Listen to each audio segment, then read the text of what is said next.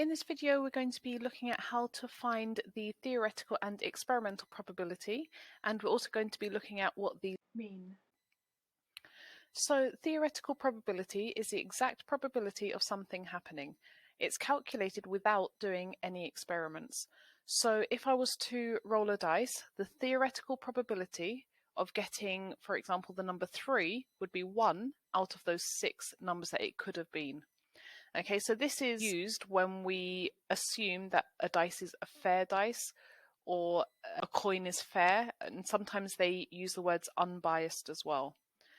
So every single item on the dice has the exact probability of occurring as every other number.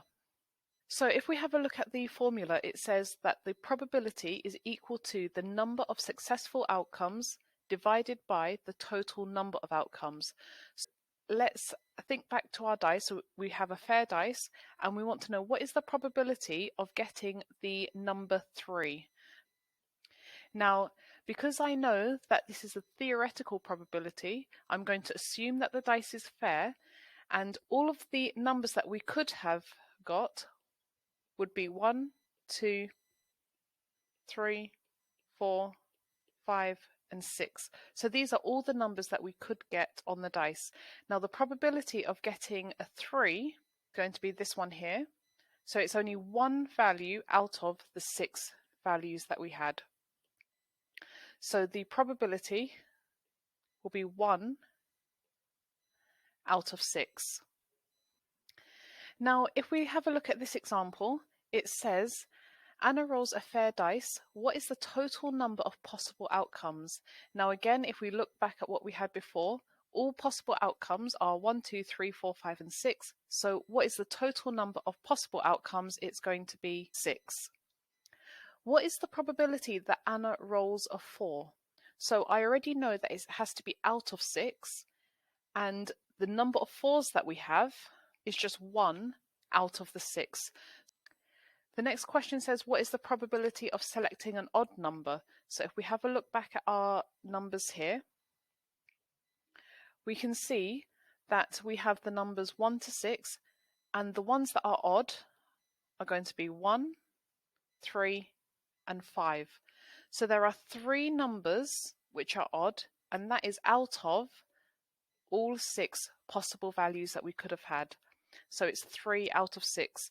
Now you can leave it in this fraction, or if you want to, you can also simplify it to a half. So each of these answers are correct. Let's have a look at this example here. It says a letter is selected at random from the word sweetie. What is the total number of possible outcomes?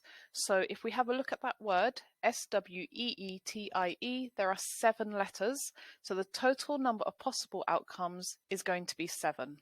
What is the probability of selecting the letter W? So looking at the word again, there is 1 W out of all 7 letters. So the probability of getting the letter W is going to be 1 out of 7. Now, if we have a look at this question here, so the same word again, sweetie, what is the probability of selecting the letter E? We've got 3 E's out of the 7 letters. So the probability of getting the letter E is 3 over 7.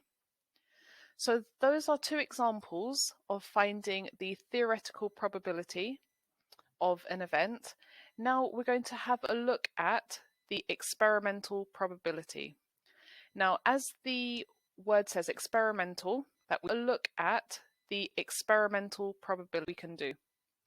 So experimental probability is the probability of something happening based on an actual experiment. Okay, so if we were to actually roll the dice, let's say 50 times, what's the probability of getting the number 6, for example? That gives us the experimental probability. So to find that, we have this formula here. So it's the probability is equal to the number of times an event occurs. So when you do an experiment, how many times does that thing happen? And you divide it by the total number of trials. So the total number of times you, for example, rolled the dice.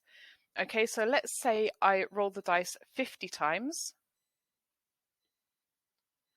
And out of that 50, 20 of those were a number 1. then the probability of getting the number 1 would be 20 over 50. So let's have a look at an example. So here it says, using a dice, find the experimental probability of rolling a 3. Someone has rolled the dice and we want to know how many times they rolled a 3. So they rolled it and they tallied up every outcome that they got. And then in the end, they found that they got the number 1 4 times, number 2 2 times, the number 3 they got 5 times, and number 4 7. Number 5 they rolled 3 times, and then the number 6 they got it 4 times. So they rolled the dice 25 times. Now it says find the experimental probability of rolling a 3. Now we know that to find the probability of anything, it has to be over the total number of trials. So the total number of trials is 25. That's how many times they rolled the dice. Now, if we look at how many times they got a 3, it was 5 times. So the probability of getting the number 3 is 5 out of 25. And again, you could simplify that down if you wanted to, and that would be equal to 1/5. So just to recap, the theoretical probability is the exact probability of something happening. You do not need to do any experiment for this. And the experimental probability is the probability of something happening based on an actual experiment, like the example that we just saw.